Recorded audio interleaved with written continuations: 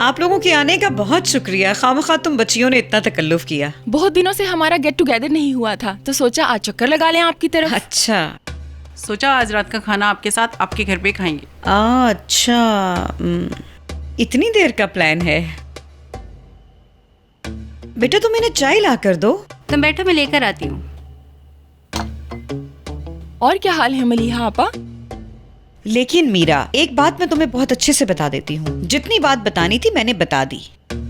अब इससे ज्यादा गहराई में जाने की बिल्कुल जरूरत नहीं है। हर खानदान में ऐसी बातें तो होती रहती हैं। हमें हवा के लिए अफसोस है आपा, बस इसीलिए पूछा था। मुझे भी बहुत अफसोस हो रहा है, लेकिन कर भी क्या सकती हूँ मैं माँ हूँ, हमेशा उसके लिए दरवाजे खुले हैं। जब जी चाहे वापस आ जाए अपने घर। वो तो ठीक है, लेकिन हवा का क्या कसूर है? मतलब नजीब तो दोस्ती यारी में पड़ गया है ना? है? नजीब की ये बात किसने बताई तुमको?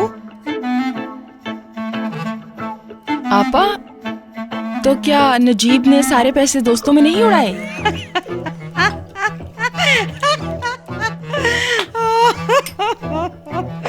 आपा, लोग तो यही बातें कर रहे हैं।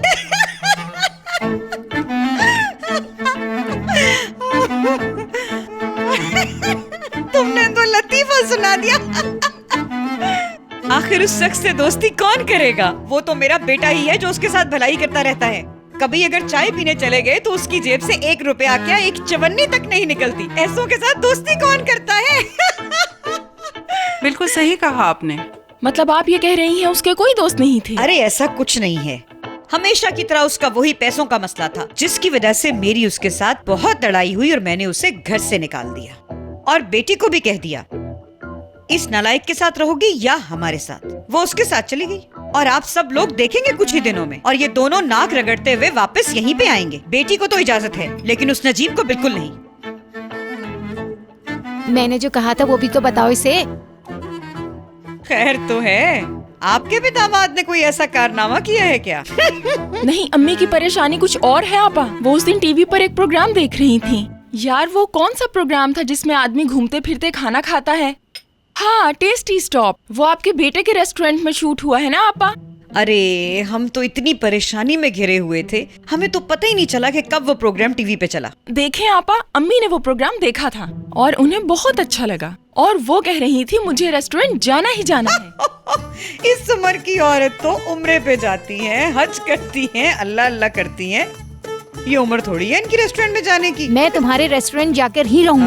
अच्छा, आपा आपने देखा वहाँ जाने के लिए कितनी एक्साइटेड हैं। वो दरअसल पहले की तरह का अब छोटा मोटा होटल रहा नहीं, लेकिन अब इतने इजहार के बाद अब तुम्हें किसी भी तरह से लेके जाना पड़ेगा मुझे। अम्मी ले जाएंगी, वो हमें वहाँ ले जाएंगी। हाँ हाँ सुन लिया मैंने, चीखो मत तुम। खुशामदीद। Excuse me. सॉरी आपको यहाँ बैठना पड़ गया। मैं दूसरी टेबल अरेंज करता हूँ आपके लिए। कोई बात नहीं, आप अपना काम कीजिए। शहान, किचन में काम करने के लिए सब इंतजार कर रहे हैं तुम्हारा। Enjoy yourself.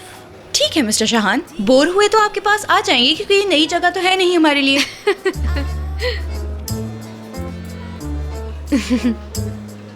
ठीक है।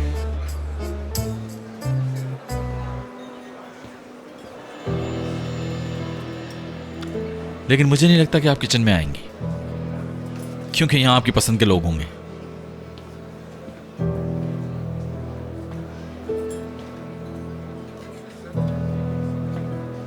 सुनो, मैं आज ड्रिंक की सर्विस में हेल्प कर रहा हूँ। अगर तुम वहाँ आ जाओ तो हम बात कर लेंगे। क्या कह के गए ये मुझसे?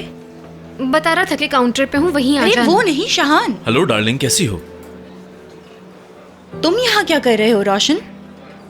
मुझे पता लगा तुम यहाँ हो तो मैं आ गया। नहीं आना था क्या? लेकिन इस वक्त यहाँ एसोसिएशन का डिनर चल रहा है। ओके, लेकिन मुझे तुमसे कुछ पर्सनल बात करनी थी, इसलिए यहाँ आ गया। अरे याद आया, मुइज ने बुलाया था मुझे। तुम लोग आराम से बैठो, बातें करो, मैं अभी होकर आती हूँ।